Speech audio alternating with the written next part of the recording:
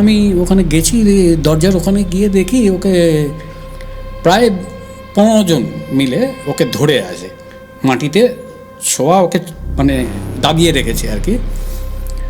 আর মানে গায়ে হঠাৎ কোথার থেকে যেন অসীম শক্তি তার তখন, আর অদ্ভুত গলায় একটা ভয়েস, মানে ওটা ওর ভয়েস নয়, ওটা ওর আওয়াজ নয়, গলার স্বর নয়, একটা অদ্ভুত আওয়াজে মানে একটা শ্রিল ইয়েতে ও চিৎকার করে বলছে, মুঝে 40 अंडा दो, मुझे 2 पाउंड ब्रेड दो, मुझे चिकन बिरयानी दो, लेके आओ सब, मैं बहुत दिन हो गया नहीं खाया।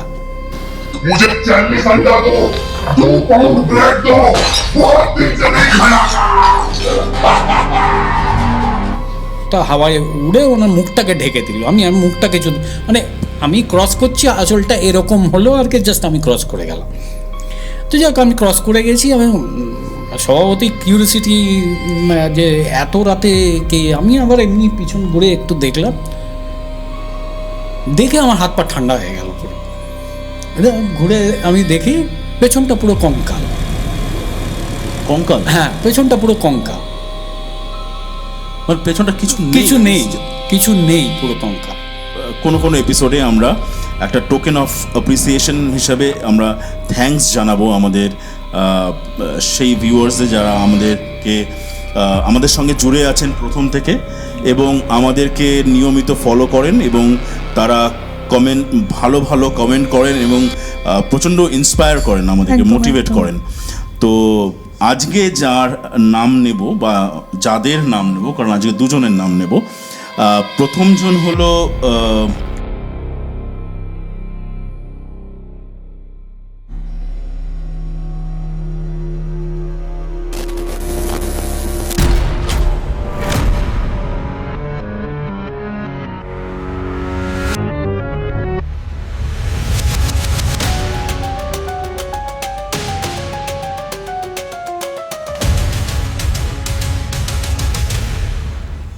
Hello and welcome two এক্সপিয়ার the uncanny podcast. আপনাদের সবাইকে স্বাগত আমাদের এই সিরিজে, যার থিমটাই একটু ডার্ক। আর আজকে আমাদের এই স্টুডিওতে যিনি এসেছেন ঘটনাচক্রে, তার নামটাও অরিন্দম, এবং উনি এসেছেন হায়দ্রাবাদ থেকে। এবার হায়দ্রাবাদ থেকে উনি আমাদের মানে যেহেতু উনি আমাদের একজন রেগুলার ভিউয়ার, উনি আমাদেরকে হোয়াটসঅ্যাপে রেকর্ড করে ওনার ঘটনাগুলো পাঠান, আমরা সিলেকশন করি এবং একটা কোইন্সিডেন্টলি ওনার একটা পার্সোনাল কাজ থাকে শিলিগুড়িতে, এবং উনি যখন আসেন তখন আমাদের সঙ্গে কোঅর্ডিনেট করে আমরা ওনাকে আমাদের স্টুডিওতে ইনভাইট করি। আর যেই কথাটা না বললেই নয় যে প্লিজ সাবস্ক্রাইব করতে ভুলবেন না। এপিসোডসগুলো ভালো লাগলে পরে একটা লাইক, আর এপিসোডসগুলোর সম্পর্কে যদি আপনাদের কিছু পার্সোনাল ফিলিংস থাকে তাহলে সেটা কমেন্ট সেকশনটা ইউজ করে লিখে দিতে পারবেন। So thank you and welcome to our studio. কেমন আছেন আপনি? থ্যাংক ইউ, ভালো আছি, এবং আপনাদের অশেষ ধন্যবাদ যে আপনারা এই সুযোগটা দিয়েছেন আমাকে, আমার গল্পটা আপনাদের সঙ্গে এবং দর্শকদের সঙ্গে, সবার সঙ্গে শেয়ার করার জন্য। আমার মনে হয় শুধু এটাই বলতে পারি যে প্লেজার ইজ অল আওয়ার্স। অসংখ্য ধন্যবাদ আপনাকে যে আপনি হায়দ্রাবাদ থেকে স্লট বের করে আমাদের সঙ্গে আমাদের স্টুডিওতে এসেছেন। আমাদের জন্য এটা সাংঘাতিক বড় পাওয়া যে পশ্চিমবঙ্গের বাইরে হায়দ্রাবাদ থেকে একজন মানুষ আমাদের এখানে আসছেন এবং গল্প বলছেন। অ্যাবসলিউটলি। আমি একটা ছোট্ট ব্রিফ শুনছিলাম যখন আমাদের এই প্রিপারেশন চলছিল যে আজকে আপনার একাধিক ঘটনা আছে। একাধিক ঘটনা আছে, তাহলে শুনি। বেশ, তাহলে আমার কর্মজীবন বম্বে থেকে শুরু। আমার কর্মজীবন initially was in hotel industry, তো সেখানে বম্বে থেকেই শুরু আমার। পরে আমি দমন শিফট করি, গোয়া দমন দিউর যে দমন, সেখানে দমনে শিফট করি।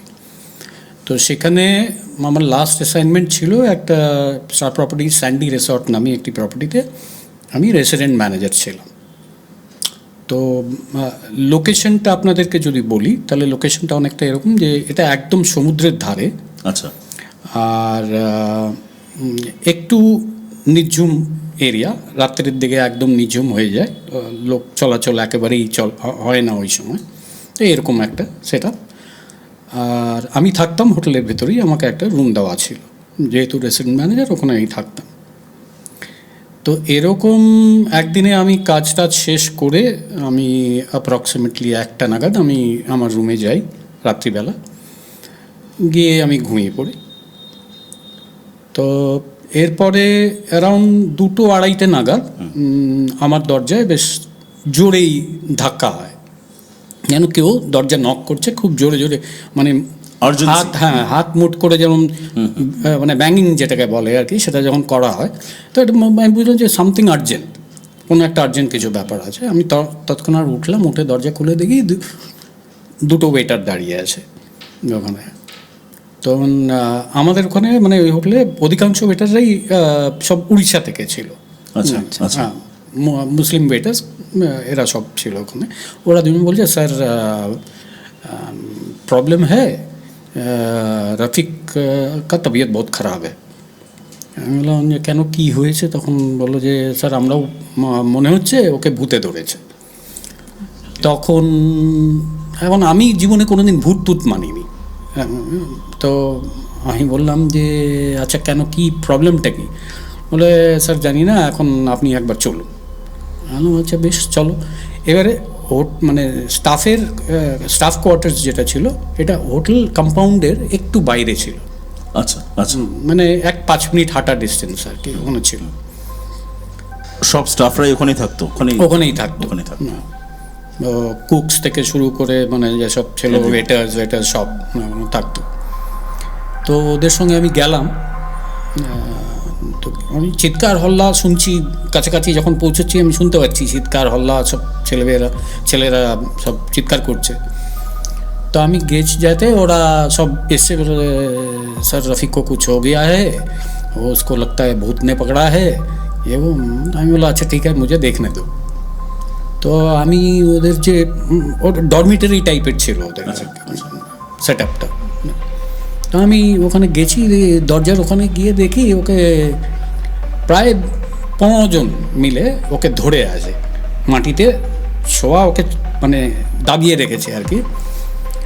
আর মানে গায়ে হঠাৎ কোথার থেকে যেন অসীম শক্তি তার তখন, আর অদ্ভুত গলায় একটা ভয়েস, মানে ওটা ওর ভয়েস নয়, ওটা ওর আওয়াজ নয়, গলার স্বর নয়, একটা অদ্ভুত আওয়াজে মানে একটা শ্রিল ইয়েতে ও চিৎকার করে বলছে, মুঝে 40 अंडा दो, हाँ मुझे 2 पाउंड ब्रेड दो, मुझे चिकन बिरयानी दो, लेके आओ सब, मैं बहुत दिन हो गया नहीं खाया। হ্যাঁ, তখন আমি ভাবছি যে প্রথমে আমিও একটু থমকে দাঁড়ালাম, যে এরকম তো জীবনে কোনো দিন ফেস করিনি। তো ভূত মানি না ঠিকই আমি, কিন্তু এরকম তো এরকমও দেখিনি কোনো দিন, সিচুয়েশনটাই অন্যরকম। তখন আমি ভাবছি যে এটা কীরকম হলো, এরকম তো কোনো দিন দেখিনি আমি। তখন আমি জিজ্ঞেস করলাম যে ব্যাপারটা কী হয়েছে, মানে এটা কখন থেকে এরকম? তো বললো স্যার আমরা ডিউটি করে এসে বসে সবাই একটু আড্ডা মেরে বসে তাস খেলছিলাম। আচ্ছা, ওদের শিফটিং আছে, তো এরা যারা বসে তাস খেলছিল এদের শিফট হচ্ছে নেক্সট দিন দুপুর 2টোর থেকে। আচ্ছা, তো একটু রাত করে ওরা শোয়, একটু তাস খেলে বসে বসে, ওটাই ওদের एंटरटेनमेंट। तो ওরা বসে একবার বলে हम लोग बैठ के कार्ड्स खेल रहे थे, तो इसने बोला मुझे थोड़ा वॉशरूम जाना है करके ये बाहर गया। बाहर जाके जाने के थोड़ी देर बाद उसका चीख सुना हम लोग। Okay. हम लोग भाग के बाहर गए तो देखते हैं कुआं जो है वो कुएं के पास पड़ा हुआ है, मुंह से कुछ निकल रहा है उसका, और वो कांप रहा है पूरा शरीर उसका। तो हम लोग उठा के लेके आए, मुंह में पानी दिया, देने के थोड़ी देर में बाद ही उसका रवैया पूरा बदल गया। বলছে যে একদম মানে অসুরের মতন শক্তি, ওকে আমরা দাবিয়ে রাখতে পারছিলাম না। আর এরকম চিৎকার, একে মারছে তাকে মারছে, বলছে খানা দে মুঝে, খানা দে, ভুক লাগা है, बहुत दिन से नहीं खाया है। তো বলছে তারপরে আমরা সবাই মিলে ওকে দাবিয়ে এই পিন করে রাখার চেষ্টা করছি ফ্লোরে আর কি। তো এই অবস্থা যখন, ওকে এরকমভাবে ফ্লোরে ওরা দাবিয়ে রেখেছে, মেঝের উপরে দাবিয়ে রেখেছে, মানে 15 জন মিলে ধরে রাখতে পারছে না, এরকম অবস্থা আর কি। তখন আমি বললাম যে এক কাজ করো, ওকে তোমরা বাইরে নিয়ে এসো। তখন কয়েকজন ওদের মধ্যে যারা একটু সিনিয়র যারা রয়েছে,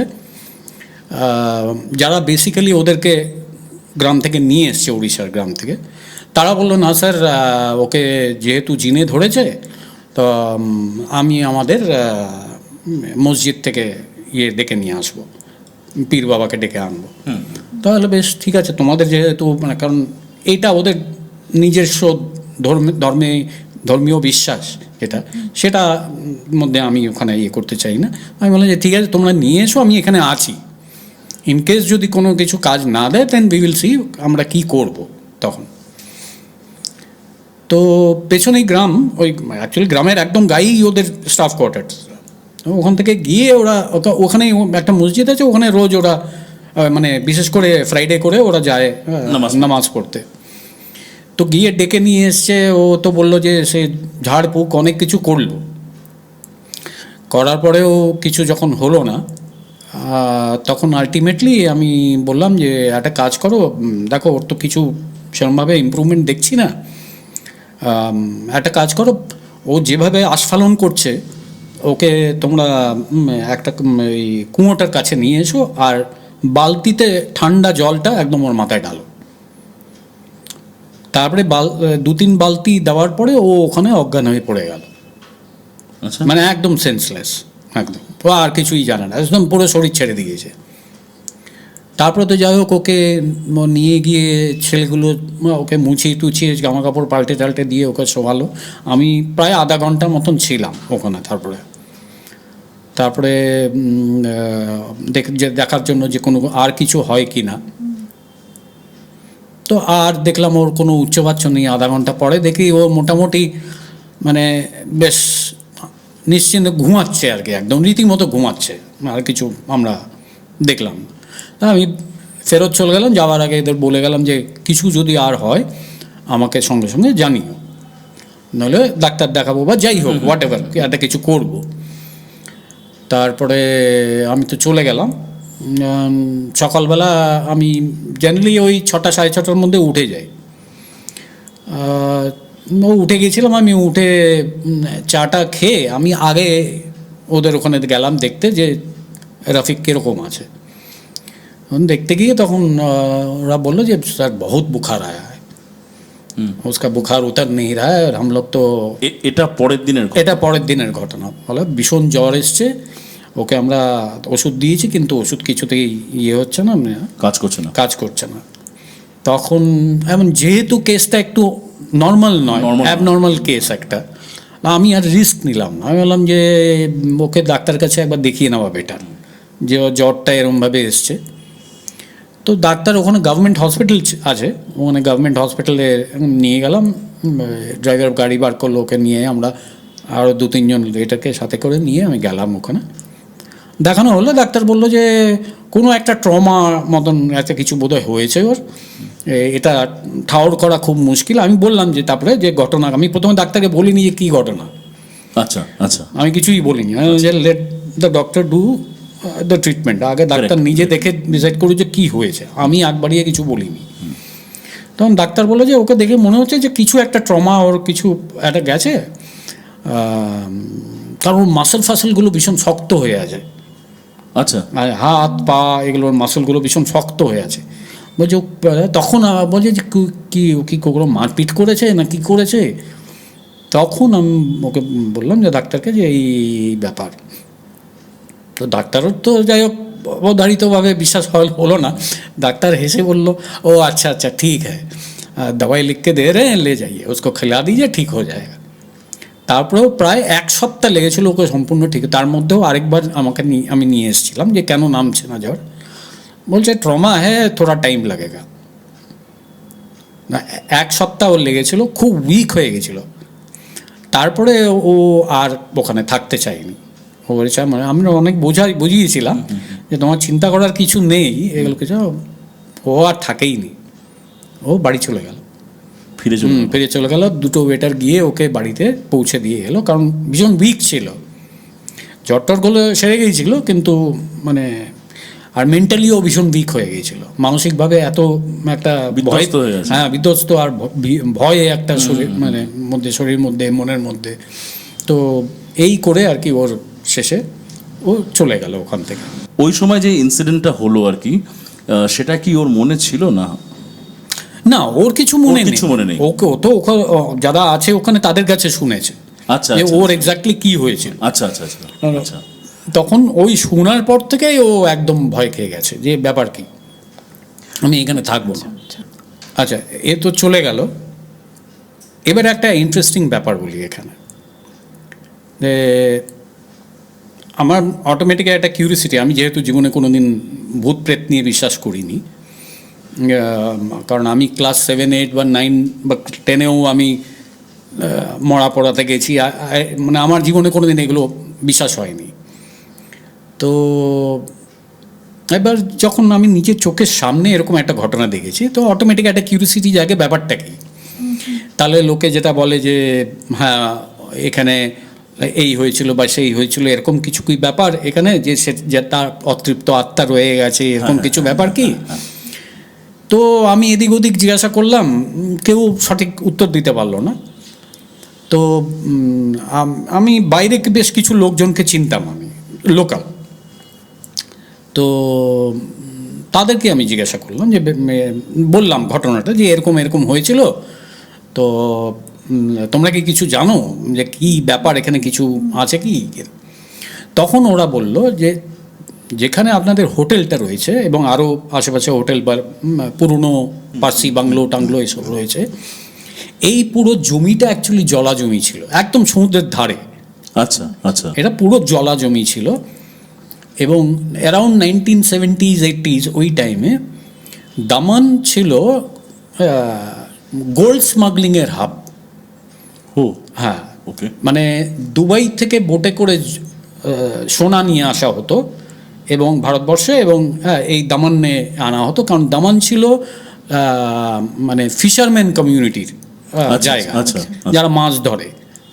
আর তো এরা তো সরল হয়, জেনারেলি কিছু বোঝে না, এইসব ব্যাপার কিছু বোঝে না। তো এটা একটা খুব সুন্দর কাভার আপ ছিল, দামান বাজার মানে ফ্যান্টাস্টিক কাভার আপ, যে কেউ কাভার করে এটা, যে এখান দিয়ে স্মাগলিং করে নিয়ে বেরিয়ে যায়। তখন তো এত কড়া, মানে এত পেট্রোলিং এমন তোমাকে এসব তো ছিল না।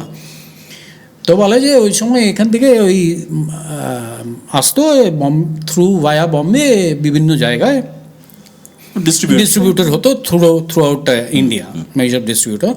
তো সেই সময় অনেক রাইভাল গ্যাং ওয়ার্স অমুক তমুক এসবে কেটে ওদেরকে, তখন তো বন্দুকের ব্যবহার অত ছিল না, তখন ছুরি কাটারি এসব নাকি ব্যবহার ছিল তখন, মানে যা আমি শুনেছি এদের কাছে। তো ওই কেটে ওই জলাজমিতে ফেলে দিত আর কি। ও ওকে। মানে রাইভাল মানে অপোজিট গ্যাং, অমুক গ্যাং ওয়ার টাইপ আর কি, ওই কেটে ওই জলাজমিতে ফেলে দিত, দিয়ে ওদের সোনাগুলো নিয়ে চলে যেত, এরকম আর কি হতো। তো এই জন্য এরকম বলছে যে অসংখ্য এরকম আছে যেখানে এদেরকে মেরে এখানে ফেলে দেওয়া হয়, এরকম প্রচুর। তো হতে পারে যে ওরকম একটা কিছু। হ্যাঁ, তো এটা একটা ইন্টারেস্টিং ডিসকাশন, আমি জীবনে কোনোদিন জানতামও না এইসব যে দমনের এরকম ইতিহাস আছে। দমনের আমি শুধু জানতাম যে দমন পর্তুগিজ রুলের আন্ডারে ছিল, তাদের শাসনের আন্ডারে ছিল। পরে ইন্ডিপেন্ডেন্স হওয়ার পরেও দমন কিন্তু ইন্ডিয়ার সাথে যোগ ছিল না। আচ্ছা, তখনও পর্তুগিজ কন্ট্রোলে ছিল। তারপরে আমি ঠিক সালটা আমার মনে পড়ছে না, মোটামুটি আমার মনে হয় 4-5 বছর পরে, ভারতের স্বাধীনতার 4-5 বছর পরে বোধহয়, আমি হয়তো আমার একটু ভুল এদিকে এদিকে হতে পারে, আমার ঠিক মনে নেই, ওরা তখন ইন্ডিয়ার সঙ্গে যুক্ত হয় অ্যাজ এ মানে ভারতের একটা রাজ্য হিসাবে। ওটা ইউনিয়ন টেরিটরি। এবং এটা আরেকটা ইন্টারেস্টিং ফ্যাক্ট ওখানে হচ্ছে যে ওখানে যত আদি বাসিন্দা যারা, তারা সব কিন্তু হোল্ড করে ডুয়াল সিটিজেনশিপ, অর্থাৎ তারা ভারতীয় আবার পর্তুগিজও। তাই তাদের ইউরোপের যে কোনো দেশে যেতে কোনো ভিসা লাগে না, কারণ ওদের কাছে পর্তুগিজ পাসপোর্ট আছে। তো ওদের ইন্ডিয়ান পাসপোর্টও আছে, পর্তুগিজ পাসপোর্টও আছে। তো এই জন্য ওখানে অসংখ্য ছেলেরা ওখানে ইউকেতে, পর্তুগিজে এইসব জায়গায় কাজ করে ওরা, অসংখ্য ছেলে। আচ্ছা। তো এটা একটা ইন্টারেস্টিং ফ্যাক্ট Interesting ওখানে fact, ওখানে absolutely, ব্যাপারে, absolutely. এটা আমিও শুনে খুব অবাক হয়ে গেছিলাম। মানে ইতিহাস আমরা কতটা জানি না, এটাও আরেকটা যে এরকম না গেলে পরে জানা যায় না বহু জিনিস। সেই যাই একদমই তাই। But coming back to the story বা ওই ইনসিডেন্ট যেটা হয়েছিল আর কি, মানে অল অফ আ সাডেন এরকম একটা ইনসিডেন্ট যেখানে একটা মানুষকেও সে বিশ্বাস করে না যে এরকম কিছু, অ্যান্ড উইয়ার্ডলি সেটা সামনে আসে এবং নিজের চোখে দেখা যে একজন ওরকম এত শক্তি নিয়ে সে ইয়ে করছে, মানে একটা normal human Human being being, এর সে তার এতটা শক্তি যে 10-15 জন মিলে পিন ডাউন করে রেখেছে এবং তারপরে সে এরকম খাওয়ার চাচ্ছেন। মানে আমি মানে এখনো আমি মানে যেহেতু আমার সবসময় ছিল যে আমি কোনোদিন এগুলো বিশ্বাস করিনি, তবু চোখের সামনে দেখার পরেও আমার সহজে অত মানে জিনিসটা হজম হয়নি যে এটা কি সত্যি, এটি যাই হোক আমি জিজ্ঞাসাবাদ তো করেছি। কিন্তু এরপরে আরেকটা ইনসিডেন্ট আমার ঘটে, যেটার পরে আমি স্যাঙ্গুইন হই যে না ভাই কিছু একটা আছে, যেটা আমি হয়তো এতদিন মানিনি, জানি না।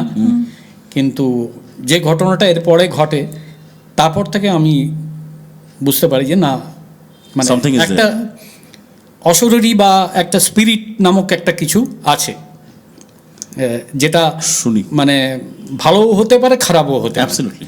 তো আমি জানি না এটা। তো এটাও আমার তখন মানে জাস্ট সদ্য বিয়ে হয়েছে আমার, এটাও কি দামানে? দামানে, আচ্ছা। ওই সেম হোটেলে আমি তখনও আছি। সদ্য বিয়ে হয়েছে, এবার বিয়ে হওয়ার তো আমি তো যাই হোক আমার তো রুম ওখানে আছে, এই হোটেলের ভেতরেই, আমি ওখানেই থাকি। তো আমার স্ত্রীকে নিয়েই ওখানে উঠেছি আমি। পরে মাসখানেক পরে আমার মনে হলো যে ও রুমের মধ্যে বদ্ধ হয়ে যাচ্ছে, তার তো একটা লাইফ আছে। তো শেষে আমি চিন্তা ভাবনা করে আমি বাইরে একটা फ्लैट নিলাম। तो एमडीओ बोलें जो ना ना नो प्रॉब्लम, आप जाइए, हम जो भी होगा रेंट का हम लोग देख लेंगे। তো যাই হোক আমার তো ওখানে নিলাম সিটির ভেতরে।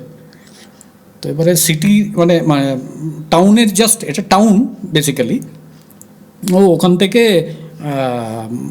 আবার আমি যদি হোটেল আসি আর কি, স্কুটারে ধরো এলাম, তো স্কুটারে এলে পরে ওই 10 মিনিট মতো লাগে আর কি, এই আর কি ডিস্টেন্স। ঠিক কিলোমিটার ওয়াইজ আমি বলতে পারবো না কত, তাহলে এই ডিস্টেন্স ছিল। তো আমি রাত্রিবেলা ওইরকম 1:15 নাগাদ আমি ওই কোনো দিন আগে হতো, কোনো দিন 1:15 বেজে যেত, আমি বাড়ি ফিরে যেতাম। তা আমি যে বাড়ি যে ফিরে যেতাম, মানে রোডটা পরিষ্কার, পাকা রাস্তা, খুব সুন্দর পরিষ্কার চারিদিক, দুদিক, এদিকে সমুদ্র আর এদিকে রাস্তার এদিকে সমুদ্র আর এদিকে হচ্ছে ল্যান্ড, জমি, যেখানে হোটেল, পুরনো পার্সি বাংলো। এখানে আমি এটা মানে উল্লেখ করে রাখি, এটা খুব ইন্টারেস্টিং ফ্যাক্ট। এই আমি দামানে এই জাস্ট গায়ে লাগোয়া উদওয়ারা বলে একটা জায়গা আছে, যেখানে ওই যখন অ্যাটাক হয়েছিল পার্সিয়ানদের ওপরে, যেটা আজকের ডেটে ইরান বলে আমরা জানি, তো তখন জাহাজ ভরে বহু পার্সিস এরা পালিয়ে এসেছিল। পালিয়ে এসে এদের জাহাজ মানে এদিক ওদিক হতে হতে এই উদওয়ারাতে এসে ঠেকে।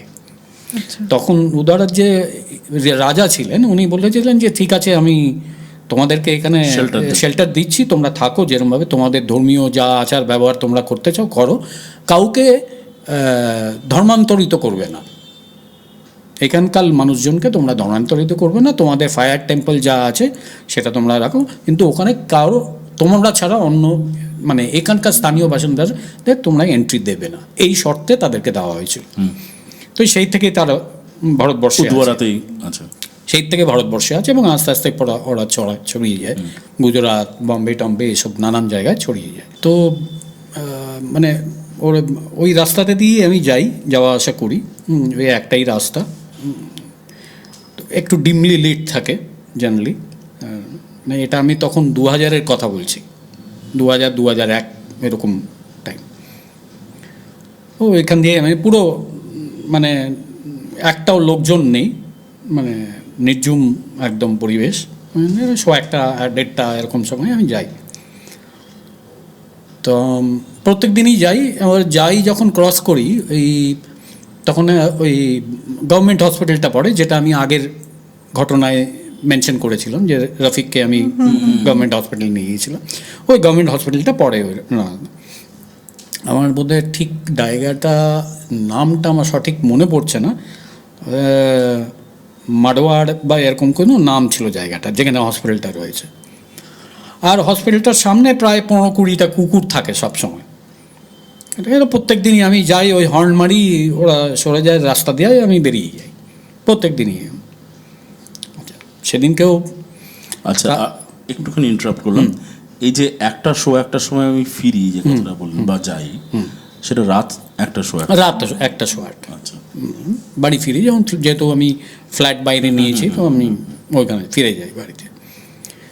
তো সেদিনকেও আমি কাজটা শেষ করে, ডিনার ফিনার সব শেষ করে আমি বেরিয়ে গেছি, স্কুটার নিয়েই আমি বেরিয়ে গেছি। স্কুটার নিয়ে এগিয়ে মেন রোডে এসে কিছুটা এগিয়ে গেলে বাঁদিকে একটা খুব পুরনো একটা মানে পার্সি বাংলো আছে একটা। ওই লাইন দিয়ে পার্সি বাংলোজ আছে আর কি ওই সাইড। তো এগোচ্ছি, আমি স্পষ্ট দেখতে পাচ্ছি যে সামনে দিয়ে আমার বাঁ দিকে, মানে আমি এদিকে যাচ্ছি, উনি দিক দিয়ে আসছেন। তা আমার বাঁ দিকে এক মহিলা আসছেন অত রাত্রে। তা আমিও একটা কিউরিসিটি যে এত রাতে এক মহিলা একলা, এখানে তো কোনো দিন এরকমভাবে কেউ ঘোরে না। যেহেতু ওটা ফিশারম্যান ভিলেজ, ওটা এরা জেনারেলি 8:30 9টার মধ্যে খাওয়া দাওয়া করে ঘুমিয়ে পড়ে সব, কারণ এরা ভোরবেলা নৌকো নিয়ে যায় ইয়েতে। তো তখন আমি বললাম যে যাই হোক, আমি আর কিছু বললাম না। তো আমি যখন ভদ্রমহিলাকে জাস্ট ক্রস করবো বা জাস্ট কাছাকাছি এসে গেছি, একটা দমকা হাওয়া এলো, ভদ্রমহিলার আঁচলটা হাওয়ায় উড়ে ওনার মুখটাকে ঢেকে দিল। আমি আর মুখটাকে মানে আমি ক্রস করছি, আঁচলটা এরকম হলো আর কি, জাস্ট আমি ক্রস করে গেলাম।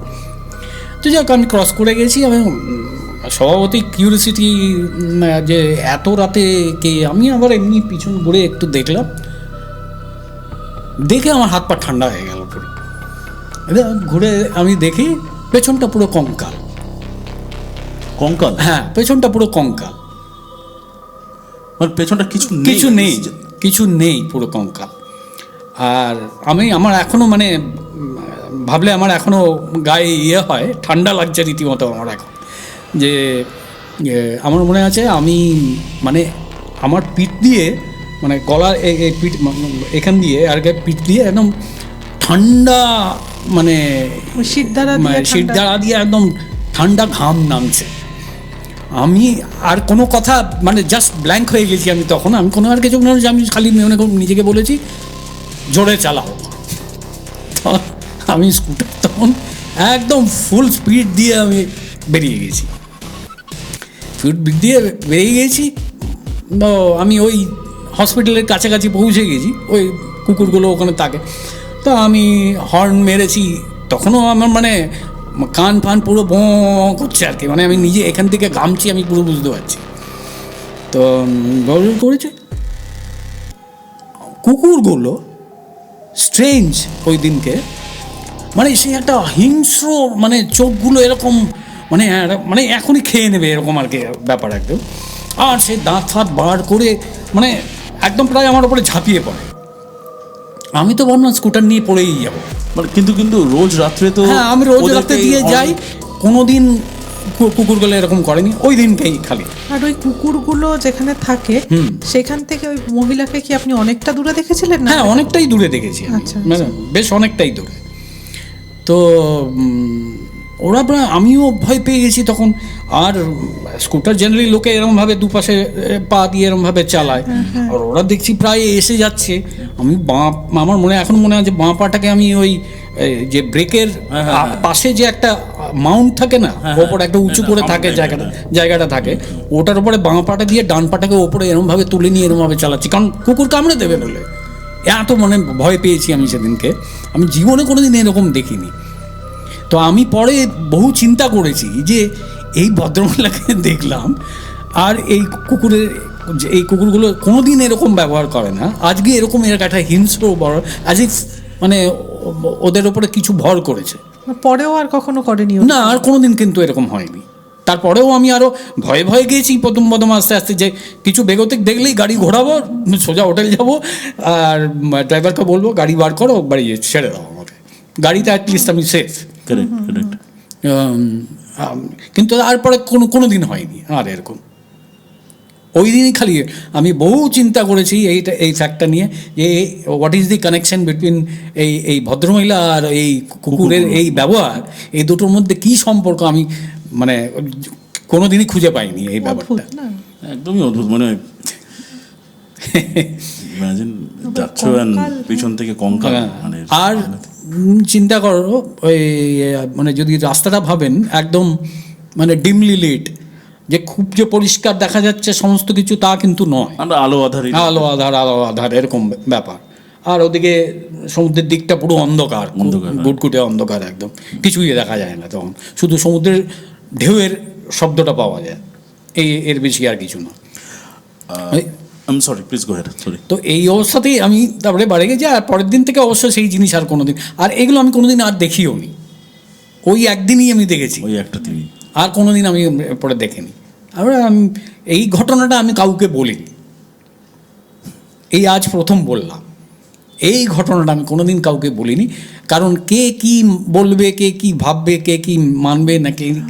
সব থেকে বড় কথা হচ্ছে যে আমার মনে হয় 80% লোক বিশ্বাসই করতে চায়, বিশ্বাসই করতে চাইবে না, মানে ব্যাপারটা খুব কুল যে আমি বিশ্বাস করি না। কারেক্ট। আমি ইনফ্যাক্ট এই ঘটনার পরে, মানে ওই রাফিকের সঙ্গে যে ঘটনাটা ঘটেছিল, তখনও আমার পুরোপুরি ব্যাপারটা যে আমি একবারে বিশ্বাস করে নিয়েছি হ্যাঁ এরকম কিছু আছে না, এরকম কিছু ছিল না অতটা। আমার একটা ডাউট মাথায় ছিলই যে অন্য কিছু ব্যাপার হয়ে গেছে, কিন্তু এইটা দেখার পর থেকে আর আমার কোনোদিন কোনো ডাউট ছিল না যে সামথিং ইজ দেয়ার, কিছু একটা। আমি জানি না এটা আমি হ্যালুসিনেশন নাকি কি, কোনোদিন আমি জানি না। এইটা না হয় আমার ভদ্রমহিলাটা না হয় আমার হ্যালুসিনেশন, আমি ধরে নিলাম। এবং এও নিজেকে প্রশ্ন করেছে যে আমার হয়তো হ্যালুসিনেশন, আমি হয়তো এই সব নিয়ে হয়তো চিন্তা করেছি সেই সময়, বা ওই জন্যই হয়তো চোখের সামনে দিয়ে একটা কিছু মনে হয়েছে আমার। কিন্তু কুকুরের ব্যবহারটা, সেটা তো হ্যালুসিনেশন ছিল না। কুকুরগুলো এরকম মনে হচ্ছিল যেন একদম মানে ভর করেছে ওগুলোর ওপরে কিছু, এর মানে যা রেগুলারের ব্যবহার এগুলো এদের সেরকম তো নয়। অ্যাবসলিউটলি। আপনি যখন এই দুটো ইনসিডেন্ট বলছিলেন দামানের, আমি হঠাৎ করে রিকালেক্ট করলাম, বহুদিন আগে একটা এরকম একটা নিউজে দেখেছিলাম মনে হয়, একটা স্কুল বাস অ্যাক্সিডেন্ট হয়েছিল। কারেক্ট। আমি জানি না দর্শকরা এই ইনসিডেন্টটার সম্বন্ধে ওয়াকিবহল নাকি, কারণ এটা কিন্তু অল ওভার দ্য মিডিয়াতে ছিল এই জিনিসটা। এটা হয়েছিল 2003-এ, মাসটা আমার মনে নেই কোন মাস, তো 2003-এ হয়েছিল। গরমের সময় ছিল, এইটুকুনি আমার মনে আছে, কারণ বেশ গরম ছিল। তো দামান দুভাগে বিভক্ত, নানি দামান আর মোটি দামান, মতলব ছোটি দামান আর বড়ি দামান, এরকম বলে আর কি ওরা। তো সেটা দুভাবে বিভক্ত। কেন বিভক্ত? যে মাঝখান দিয়ে দমনগঙ্গা রিভার, মানে নদী যেটা দমনগঙ্গা, সেটা গেছে, এটার পাশেই হচ্ছে সমুদ্রটা, সেখানে তার সাথে গিয়ে মেশে আর কি। তো সেটা এই দুটো টাউনের মধ্যে কানেকশনটা হচ্ছে ওই দমনগঙ্গা ব্রিজটা আর কি, একটা ব্রিজ আছে ছিল। তো এইটা দুপুরবেলা মোহনা যেটাকে বলে, তাই তো? হ্যাঁ, মোহনার কাছে, একদম মোহনার কাছে, সমুদ্রের মাঝে। তো ওই তখন এটা দুপুরবেলা ছিল, বোধহয় ওই 1:30, 2 বা 2:30 এরকম, মানে স্কুল ছুটির টাইম এরকম একটা কিছু। তো এই স্কুল বাসটা আর কি গিয়ে ওই ব্রিজটার ওপর দিয়ে যাচ্ছিল, ওই টোটাল ব্রিজটা কোলাপস করে যায়, একটা পার্ট পুরো ভেঙে কোলাপস করে যায় পুরো ব্রিজটা। তখন এই বাসটা ওই নিচে নদীতে গিয়ে পড়ে এবং পড়ে পুরো ভেসে বেরিয়ে যায় একদম। আর বাসের সব বাচ্চারা যখন সব বাচ্চা টাচ্চাগুলো ছিল, মানে 30 জন মারা গিয়েছিল আমার যতদূর যা মনে আছে। তার মধ্যে অধিকাংশই ছিল বাচ্চা, স্কুলের বাচ্চা। তো এরা ওই মানে আমি স্পটে ছিলাম না, আমি খবর শুনে দৌড়ে গিয়েছিলাম। তখন অনেকে চেনা জানা ওখানে, যে ছোটো শহর তো সবাইকে চেনে ওখানে। তো ওদের কাছেই শুনেছিলাম যে বাচ্চাগুলো চিৎকার করছিল, বাঁচাও বাঁচাও বাঁচাও বাঁচাও, এরকম চিৎকার করছিল। আর বাসটা ভেসে যাচ্ছে। এখন অত বড় বাসকে রুখবে কে? লোকজন তখন তো ওনার নৌকো টোকো নিয়ে অনেক চেষ্টা করা হয়েছিল, আর কে ডুবে গিয়েছে পুরো। পরে যখন অ্যারাউন্ড সন্ধে নাগাদ বোধহয়, কত 8টা সাড়ে 8টা নাগাদ বোধহয় ফাইনালি বাসটাকে নাকি তোলা হয়েছিল। তখন মানে সবই মানে এটা খুবই বাজে একটা দৃশ্য ছিল। তো তারপরের থেকেই ওই জায়গাটাতে মানে প্রত্যেক দিনই ওই এলাকায় যারা থাকে তারা প্রত্যেক দিনই বাচ্চাদের কান্না পায় রাত্রিবেলা প্রত্যেক দিন।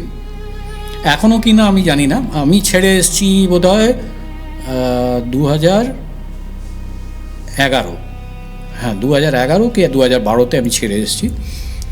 তখনও পর্যন্ত ছিল এরা প্রত্যেক দিন। অনেক হোম করা হয়েছে, অনেক রকম পুজো করা হয়েছে ওখানে, সমস্ত কিছু করা হয়েছে। তারপরে পরে রিসেন্টলি আমি ওখানে একজন আছেন জিতু ভাই বলে, ওনার সঙ্গে আমার এখনও সম্পর্ক আছে, খুব ভালো বন্ধু ছিলেন আমার। তো এই মাস কয়েক আগে উনি ফোন করেছিলেন, আমরা মাঝে মাঝে কথাবার্তা বলি আর কি। আসলে ওনার বড় মেয়ের বিয়ে ছিল আর কি, তো সেটার জন্য নিমন্ত্রণ জানানোর জন্য ফোন করেছিলেন। তো ওই কথায় কথায় তখন জিজ্ঞাসা করেছিলাম, বলছে যে না এখন আর কোনো শোনা যায়। তবে বহুদিন পর্যন্ত ছিল, বহু যজ্ঞ হয়েছে, বহু পুজো করা হয়েছে, এমনকি কাশি থেকে সাধুদের এনেও ওখানে পুজো টুজো করানো হয়েছিল। হ্যাঁ, আমি এই ইনসিডেন্টটা নিউজে দেখেছিলাম এবং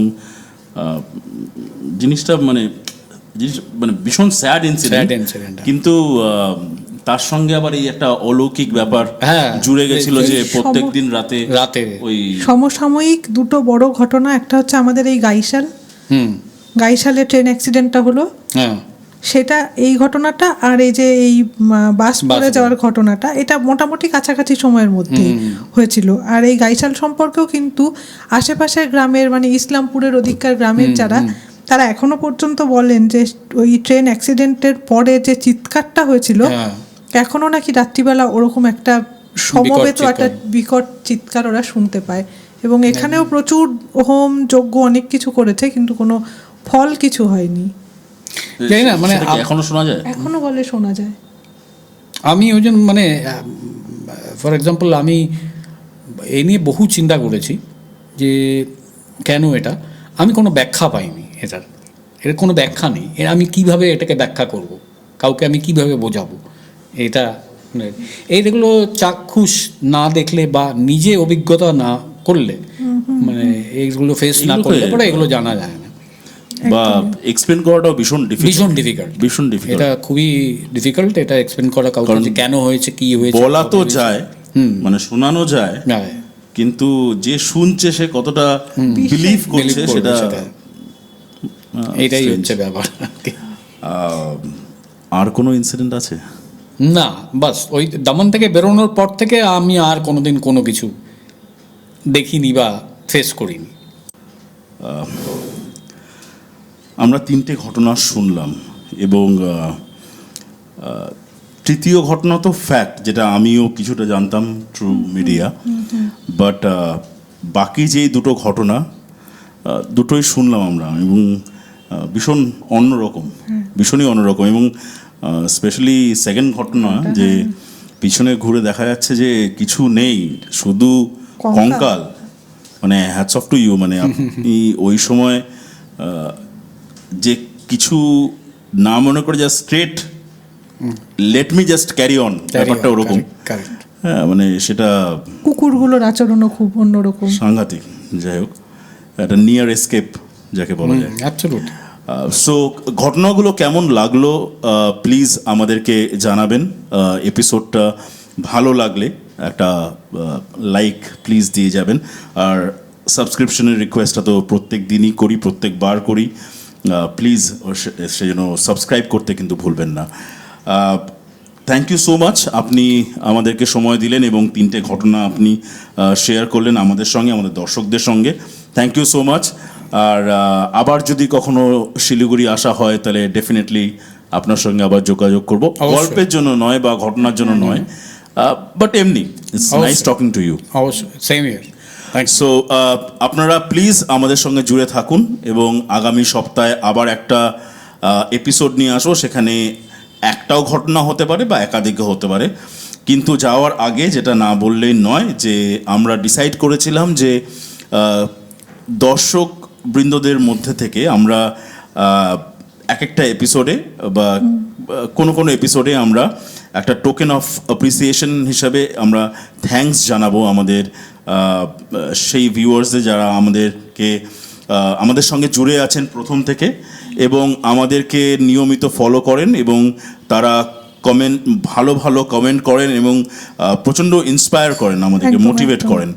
তো আজকে যার নাম নেব বা যাদের নাম নেব, কারণ আজকে দুজনের নাম নেব।